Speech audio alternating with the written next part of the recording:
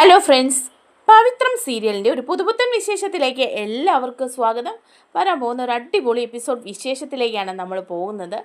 എന്താണെന്ന് വെച്ചാൽ നമ്മുടെ വിക്രത്തിനും വേദയും തമ്മിൽ ഇപ്പോൾ പരസ്പരം അങ്ങ് കീരിയും പാമ്പും പോലൊക്കെ അങ്ങ് പോകുന്നെങ്കിലും ഉള്ളിൽ രണ്ടുപേരും തമ്മിൽ നല്ല സ്നേഹത്തിലൊക്കെയാണ്.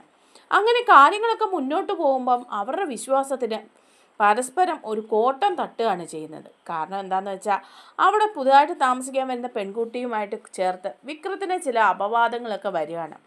അപ്പോൾ അവിടെ എല്ലാം വേദ വിക്രത്തിനൊപ്പം തന്നെ കട്ടയ്ക്ക് പിടിച്ച് നിൽക്കുകയാണ് കേട്ടോ. ആ വിശേഷങ്ങളിലേക്കാണ് നമ്മൾ പോകുന്നത്. നമ്മുടെ വീഡിയോ ഇഷ്ടമായാൽ ഒന്ന് ലൈക്ക് ചെയ്യണേ, ചാനൽ കൂടി ഒന്ന് സബ്സ്ക്രൈബ് ചെയ്ത് സപ്പോർട്ട് ചെയ്യണേ. അങ്ങനെ വേദയും വിക്രവും തമ്മിൽ അങ്ങോട്ടും ഇങ്ങോട്ടും നല്ല അടിപിടിയാണ്. വിക്രം വേദയോട് പറയുന്നുണ്ട്, നിൻ്റെ ആങ്ങളെയും അങ്ങേരുടെ അമ്മായച്ചനും കൂടിയാണ് എന്നെ കൊല്ലാനായിട്ട് വന്നതെന്നൊക്കെ. അപ്പോൾ വേദ പറയാണ്, അങ്ങനെ ശ്രീകാന്തേട്ടൻ ചെയ്തിട്ടുണ്ടെങ്കിൽ ആ കാര്യം ഞാൻ ചോദിച്ചിട്ടേ ഉള്ളെന്ന് പറഞ്ഞ് ശ്രീകാന്തിനെയൊക്കെ കാണാൻ ശ്രമിക്കുന്നുണ്ട് കേട്ടോ. അങ്ങനെ ശ്രീകാന്തിനോട് ചെന്ന് വേദ നേരിട്ട് ചോദിക്കുകയാണ്, വിക്രത്തിനെ കൊല്ലാൻ ഏട്ടനൊരു പ്ലാൻ ഇട്ടിരുന്നോന്ന്. അപ്പോൾ ശ്രീകാന്ത് പറയാണ്, നീ വേറെ വല്ല പണിയും നോക്ക്, ഞാൻ അങ്ങനെയൊന്നും ചെയ്തിട്ടില്ല, നിനക്കിപ്പോൾ എന്താ ഇങ്ങനെയൊക്കെ തോന്നേ. അപ്പോൾ വേദ പറയാണ്, എനിക്ക് തോന്നിയെന്നേ ഉള്ളൂ, അങ്ങനെയൊക്കെ ഏട്ടൻ ചെയ്യുമെന്ന് എനിക്കറിയാം. ഇനിയിപ്പം ഏട്ടൻ അങ്ങനെ എന്തെങ്കിലും ചെയ്താൽ തന്നെ വിക്രം എൻ്റെ ഭർത്താവാണ്. ഇനി വിക്രത്തിൻ്റെ വിധവയായിട്ട് ഞാൻ അവിടെ ജീവിച്ചാലും തിരിച്ചങ്ങോട്ട് വരുമെന്ന് വിചാരിക്കേണ്ടെന്ന് പറയാണ്. പിന്നെ നിങ്ങൾക്ക് വിക്രത്തിനെ ശരിക്കും അറിയാത്തത് കൊണ്ടാണ്. വിക്രം ഒന്ന് മനസ്സ് വച്ചാൽ ഏട്ടനെ കൊല്ലാൻ 100 പേര് കാണും. പക്ഷേ ആ പാവം അത് ചെയ്യുന്നില്ല. എന്തായാലും തെരുവ് ഗുണ്ടയാണെങ്കിലും മനസാക്ഷിയുള്ളവനാണ് വിക്രം. വിക്രം എന്നെ ഒരുപാട് സ്നേഹിക്കുന്നുമുണ്ട്. ആ മനസ്സിൽ നിറച്ച് ഞാനുണ്ടെന്ന് എനിക്കറിയാം. പുറമേ കാണിക്കുന്ന ഈ ദേഷ്യമൊക്കെ വിക്രത്തിനുള്ളൂ എന്നൊക്കെ പറയാണ് കേട്ടോ. അതേസമയം ശ്രീകാന്തിന് പിന്നെയും അങ്ങ് ദേഷ്യവും ശത്രുതയും എല്ലാം കൂടുകയാണ് ചെയ്യുന്നത്. അപ്പോഴേക്കും ശ്രീകാന്ത് മനസ്സിൽ വിചാരിക്കുക, ഇവനിട്ട് ഇനിയും പണി കൊടുക്കണം, അല്ലാതെ പറ്റില്ല. എങ്ങനെയെങ്കിലും ഇവളുടെ മനസ്സിൽ അവനോടുള്ള ആ വിശ്വാസം ഒന്ന് തകർക്കണം എന്ന് വിചാരിക്കുകയാണ്. അതിനായിട്ട് എന്തെങ്കിലും ഒരു പണി ചെയ്യണമല്ലോ എന്ന് വിചാരിച്ച് അഭിലാഷിൻ്റെ ഗുണ്ടകളോടൊക്കെ പറയുന്നുണ്ട്. അപ്പോൾ അവന്മാർ പറയാണ്, വിക്രത്തിനെ അങ്ങനെ പെട്ടെന്നൊന്നും ചെയ്ത് നമുക്ക് നേർക്ക് നേർ നിന്ന് തോൽപ്പിക്കാനൊന്നും പറ്റില്ല. പിന്നെ എന്തെങ്കിലും ഒരു പെണ്ണ് കേസിലോ മറ്റോ കൂട്ടിക്കലർത്തിയാൽ മാത്രമേ നടക്കുള്ളൂ എന്ന് പറയാണ് കേട്ടോ. അങ്ങനെ ഇരിക്കുമ്പോഴാണ് വിക്രത്തിൻ്റെയൊക്കെ വീടിൻ്റെ അടുത്ത് ഒരു പെൺകുട്ടി പുതുതായിട്ട് താമസിക്കാൻ വരുന്നത്. ആ കുട്ടിയും ആ കുട്ടിയുടെ അമ്മയും മാത്രമേ ഉള്ളൂ കേട്ടോ. അപ്പോൾ അവരെ പുതിയതായിട്ട് താമസിക്കാൻ വരുന്ന സമയത്ത് തന്നെ വരികയാണ് വിക്രത്തിൻ്റെ വീട്ടിലേക്ക്. വന്നിട്ട് അവിടെ കമലമ്മയോട് ചോദിക്കുന്നുണ്ട്, ഞങ്ങളിതേ ഇവിടെ അടുത്ത വീട്ടിൽ താമസിക്കാൻ വന്നിരിക്കുന്നവരാണ് എന്ന് പറയണം. അപ്പോൾ കമല പറയാം, ആഹാ നല്ല സന്തോഷമായല്ലോ, നല്ല പുതിയ താമസക്കാരാണോ, എന്താ മോളുടെ പേര് എന്നൊക്കെ ചോദിക്കുന്നുണ്ട് ആ കുട്ടിയോട്. അങ്ങനെ എല്ലാം പരിചയപ്പെടുകയും ഭയങ്കര സ്നേഹമായിട്ട് പെരുമാറുകയും ഒക്കെ ചെയ്യാം. എന്നിട്ട് ആ കുട്ടി ചോദിക്കുന്നുണ്ട്, ഞങ്ങളുടെ കുറച്ച് സാധനങ്ങളൊക്കെ ഒന്ന് ഇറക്കി വെക്കാൻ ഒരാൾ വേണമായിരുന്നു, ആരെയും കിട്ടിയില്ല, ഇവിടെ ആരെങ്കിലും ഒരു സഹായത്തിനൊന്ന് വരാൻ പറ്റുമോ എന്ന് ചോദിക്കുക. അപ്പോഴേക്കും നമ്മുടെ വിശ്വം അവിടെ നിൽപ്പുണ്ട്. വിശ്വം പതുക്കെ അകത്തോട്ട് വലിയാണ് കേട്ടോ. അപ്പോഴേക്കും ഉടനെ ശ്രീജ പറയുന്നുണ്ട്, വിശ്വേട്ട ഒന്ന് ചെല്ല്, ആ കുട്ടിയെ ഒന്ന് സഹായിക്കേ, അവരുടെ വീട്ടിൽ ആ സാധനങ്ങളൊക്കെ ഒന്ന് ഇറക്കി വെക്കാൻ ഒന്ന് സഹായിച്ചൂടെ. അപ്പോൾ വിശ്വം പറയാണ്, ഞാൻ പോയേനെ, പക്ഷേ എനിക്ക് ഭയങ്കര നടുവേദനയായിട്ടാ, അല്ലെങ്കിൽ ഞാൻ ചെന്ന് തീർച്ചയായും സഹായിച്ചേനെ എന്ന് പറയാണ്. അതേസമയം കമല പറയാണ്, എന്നാൽ പിന്നെ ഞാൻ വിടാം, എൻ്റെ ഇളയ മോൻ ഇവിടെയുണ്ട്, അവനോട് പറഞ്ഞാൽ അതൊന്ന് ചെയ്തു തരും എന്ന് പറയാം. അങ്ങനെ വിക്രത്തിനെ വിളിക്കുകയാണ്. വിക്രം എന്ന് വിളിക്കുമ്പം വിക്രം ഇറങ്ങി വരിക. അപ്പോൾ കമല പറയുന്നുണ്ട്, ദേ മോനെ വിക്രം, ഇവർ അടുത്ത വീട്ടിലെ താമസക്കാരാണ്, അവർക്ക് ആ സാധനങ്ങളൊക്കെ ഒന്ന് ഇറക്കി വെക്കാൻ നീ ഒന്ന് ചെന്ന് സഹായിച്ചേ, ആ കുട്ടിയുടെ കൂടെ അങ്ങ് പോയാൽ മതി എന്ന് പറയാം.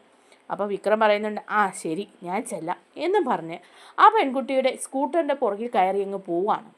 ഇത് കാണുമ്പോൾ നമ്മുടെ നന്ദിനി അവിടെ നിന്നിട്ട് വേദയോട് പറയുന്നുണ്ട്, അവൻ കണ്ടോ ആ പെണ്ണിൻ്റെ പുറകിൽ കയറി പോയിരിക്കുന്നു, അമ്മയ്ക്ക് നാണമുണ്ടോ അവനെ ആ പെണ്ണിൻ്റെ കൂടെ വിടാനായിട്ട്. അപ്പോൾ കമല പറയാം, അതെന്താ, എനിക്ക് അവനെ വിശ്വാസമാണ്, അവനിപ്പോൾ ആ പെൺകുട്ടിയുടെ സ്കൂട്ടറിൻ്റെ പുറകെ പോയി എന്ന് വെച്ച് എന്ത് സംഭവിക്കാനാ നന്ദിനി, നീ ഈ കാലത്തൊന്നും അല്ലേ ജീവിക്കുന്നത് എന്ന് പറയാണ്. അപ്പം വേദയോട് പറയാം, എടി നീയും നിൻ്റെ ഭർത്താവല്ലേ, എന്നിട്ട് കണ്ട പെണ്ണുങ്ങളുടെ കൂടെ അഴിഞ്ഞാടാൻ വിക്രത്തിനെ വിട്ടിരിക്കുകയാണോ.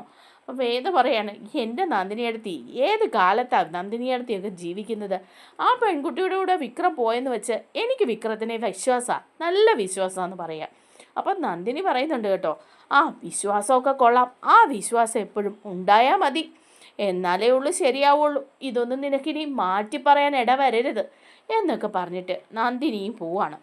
ആ വിക്രമാണെങ്കിൽ ആ പെൺകുട്ടിയുടെ കൂടെ പോയി അവരുടെ വീട്ടിലെ സാധനങ്ങളൊക്കെ ഇറക്കി വയ്ക്കാൻ സഹായിക്കുകയും അവരും നല്ല രീതിയിലൊക്കെ പെരുമാറുകയും ഒക്കെ ചെയ്യുന്നുണ്ട് കേട്ടോ.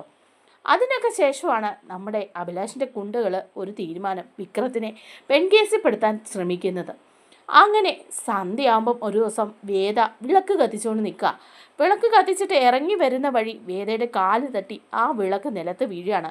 നിലത്ത് വീണ തിരി കെട്ട് പോവുക. അപ്പോൾ വേദയ്ക്ക് എന്തോ ഒരു വല്ലായ്മ തോന്നുകയാണ് കേട്ടോ. വേദ മനസ്സിൽ വിചാരിക്കുകയാണ്, ഇതെന്തോ പ്രശ്നമുണ്ടല്ലോ, എന്തോ ഒരു അപലക്ഷണമാണല്ലോ കാണുന്നത്, എന്തെങ്കിലും ആപത്ത് വരാനാണോ, വിക്രത്തിന് എന്തോ അപകടം പറ്റാൻ പോകുന്ന പോലൊക്കെ മനസ്സ് പറയുന്നല്ലോ എന്നൊക്കെ ഇങ്ങനെ വിചാരിക്കുക. എന്നിട്ട് ചെന്നിട്ട് ശ്രീജയോട് പറയുന്നുണ്ട്, ശ്രീജേച്ചി വിളക്ക് എൻ്റെ കയ്യിൽ നിന്ന് തട്ടി താഴെ വീണു. അപ്പോൾ തൊട്ട് എൻ്റെ മനസ്സിനൊരു പ്രയാസം, വിക്രത്തിന് എന്തെങ്കിലും അപകടം പറ്റുമോയെന്ന്. അപ്പം ശ്രീജ പറയാ, നീ ഇങ്ങനെയൊക്കെ വിശ്വസിക്കാതെ, കാല് തെന്നിയത് കൊണ്ടല്ലേ വിളക്ക് വീണത്, അതുകൊണ്ട് വിക്രത്തിന് ഇപ്പോൾ എന്ത് പറ്റാനാ എന്നൊക്കെ ഇങ്ങനെ പറയുന്നുണ്ട് കേട്ടോ. ആ സന്ധ്യയ്ക്ക് തന്നെയാണ് ഈ സംഭവം നടക്കുന്നത്. വിക്രം വരികയാണ് കേട്ടോ ബൈക്കിൽ. ആ സമയത്ത് ഈ പെൺകുട്ടിയുടെ വീടിൻ്റെ മുമ്പിൽ കറണ്ടൊന്നുമില്ല. 2 ചെറുപ്പക്കാരെ കാണുകയാണ്. അവരവിടെ എന്തോ പരുങ്ങിയൊക്കെ നിൽക്കുന്ന കണ്ട് വിക്രം അങ്ങനെ തൊട്ടേ ശ്രദ്ധിക്കുന്നുണ്ട്. ഇവരെന്തെടുക്കുക ആ വീട്ടിൽ എന്നൊക്കെ വിചാരിക്കുക. വിക്രത്തിനെ കണ്ട ഉടനെ അവർ ഓടി ആ വീടിൻ്റെ അകത്തേക്ക് കയറുകയാണ് കേട്ടോ. അപ്പോൾ വിക്രം പെട്ടെന്ന് വണ്ടി നിർത്തിയിട്ട് ഇറങ്ങുന്നുണ്ട്. എന്താ ഇവന്മാരെന്തിനാ ഈ വീടിനുള്ളിൽ കയറിയിരിക്കുന്നത്?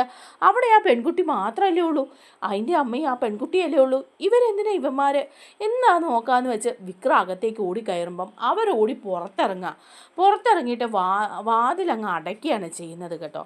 വാതിലടക്കുകയാണ്. എന്നിട്ട് എല്ലാവരെയും വിളിച്ച് കൂട്ടാൻ നോക്കുക. ആ സമയത്ത് ഈ പെൺകുട്ടി അവിടെ നിൽക്കുന്ന കണ്ട് വിക്രം ഓർക്കുന്ന ഇവർ ഇറങ്ങിപ്പോയിട്ടില്ലെന്ന് ഓർത്ത് ഇവരാണെന്ന് വെച്ച് പുറകിൽ നിന്ന് ആ പെൺകുട്ടിയെ പിടിക്കുന്നുണ്ട് ഇരുട്ടത്ത്. പെൺകുട്ടി അവിടെ കിടന്ന് കാറുവാണ്. അപ്പോൾ വിക്രം പെട്ടെന്ന് കൈ വിടുമ്പം ഈ പെണ്ണ് ഓടി ഇറങ്ങി വെളിയിലിറങ്ങിയിട്ട് വാതിൽ പുറത്തത് പൂട്ടിയിട്ട് പറയണേ, കള്ളൻ ഒരു കള്ളൻ ഇതിൻ്റെ അകത്ത് കയറിയിട്ടുണ്ട്, അയാൾ എന്നെ കയറി പിടിച്ചു, ആരോ മോശമായിട്ട് വന്ന് പെരുമാറാൻ വേണ്ടി വന്നതാണ്, ആരാണെന്നറിയില്ല, ഈ മുറിക്കുള്ളിലുണ്ട്, ഞാൻ പൂട്ടിയിട്ടിട്ടുണ്ട്, പോലീസിനെ വിളിക്കേ എന്നൊക്കെ പറഞ്ഞ് ഈ പെൺകുട്ടി അങ്ങ് ഭയങ്കര ബഹളം വയ്ക്കുക. അപ്പോൾ അയൽവക്കത്തുള്ള എല്ലാവരും വരികയാണ് കേട്ടോ. അങ്ങനെ കമലയും വേദയും നന്ദിനിയും ശ്രീജയും അതുപോലെ നമ്മുടെ സുധാകരൻ മാഷും എല്ലാവരും വരികയാണ്. ആ പരിസരത്തുള്ള ആളുകൾ മുഴുവൻ ആ വീടിൻ്റെ മുമ്പിൽ ഇങ്ങനെ വരിക. അപ്പോൾ ആ പെൺകുട്ടി പറയുന്നുണ്ട്, ആരോ ഉണ്ട് എന്നെ കയറി പിടിച്ചു എന്നൊക്കെ പറയുക. അങ്ങനെ പോലീസിനെ വിളിക്കുകയാണ്. പോലീസ് അവിടെ എത്തുക. പോലീസ് എത്തിയിട്ട് പോലീസ് പറയുന്നുണ്ട്, ഞങ്ങൾ വാതിൽ തുറന്ന് നോക്കാം എന്ന് പറയുക. അങ്ങനെ പോലീസ് വാതിൽ തുറന്ന് നോക്കി അകത്ത് കയറുമ്പം അതിൻ്റെ ഉള്ളിലുള്ളത് വിക്രമാണ് കേട്ടോ. വിക്രം അതിൻ്റെ ഉള്ളിൽ നിന്ന് വിക്രത്തിനെ അറസ്റ്റ് ചെയ്ത് പുറത്തേക്ക് കൊണ്ടുവരികയാണ്. അപ്പോൾ ഇത് കാണുമ്പോഴേക്കും എല്ലാവരും പറയാം, വിക്രമോ, ഇവൻ ഇങ്ങനെ ഒരു സ്വഭാവം ഉണ്ടെന്ന് അറിയില്ലായിരുന്നു, ഗുണ്ടയും ഒക്കെ ആണെങ്കിലും തല്ലിനും കൊലയ്ക്കുമൊക്കെ പോകുമെങ്കിലും ഇവനിങ്ങനെ പെണ്ണ് പിടിക്കാൻ പോകുമെന്ന് ഞങ്ങൾക്കറിയില്ലായിരുന്നു എന്നൊക്കെ അവരെല്ലാം പറയുക. അപ്പോൾ ഇത് കാണുമ്പോൾ സുധാകരൻ മാഷിനങ്ങ് ദേഷ്യവും സങ്കടവും ഒക്കെ വന്ന് നാണക്കേടും വന്നിട്ട് സുധാകരൻ മാഷ് പെട്ടെന്ന് വീട്ടിലേക്ക് പോവുക. കമല അന്നേരം പറയുന്നുണ്ട്, വിക്രമോ, മോനെ വിക്രം, നീ എന്തിനാ ഇവിടെ വന്ന് കയറിയത്, എന്താ ഈ കാണുന്നത് എന്നൊക്കെ എല്ലാവരും ഇങ്ങനെ അങ്ങോട്ടും ഇങ്ങോട്ടും പറയുക കേട്ടോ. ടി വിയിലൊക്കെ ന്യൂസൊക്കെ കാണിക്കുന്നുണ്ട് കേട്ടോ. അങ്ങനെ ആകെ മൊത്തം വിഷമാവുക. വേദ അന്നേരം മനസ്സിൽ വിചാരിക്കുക, വിക്രം ഒരിക്കലും ഇങ്ങനെ ചെയ്യില്ല, വിക്രത്തിനെ ആരോ ചതിച്ചതാ, അല്ലാതെ വിക്രം ആ വീട്ടിൽ ചെന്ന് കയറി ആ പെൺകുട്ടിയെ കയറി പിടിക്കാനൊന്നും പോകുന്നില്ല. പക്ഷെ എല്ലാവരുടെയും മുമ്പിൽ ആ കുടുംബക്കാരങ്ങ് നാണം കെടുകയാണ്. അങ്ങനെ അവരെല്ലാവരും വീട്ടിലേക്ക് പോവുക. വിക്രത്തിനെയാണ് അറസ്റ്റ് ചെയ്ത് ലോക്കപ്പിൽ കൊണ്ടിടുകയാണ്. ഈ വിവരം ടി വിയിലൂടെ കാണുകയാണ് കേട്ടോ സുധാകരൻ മാഷും മക്കളുമെല്ലാം.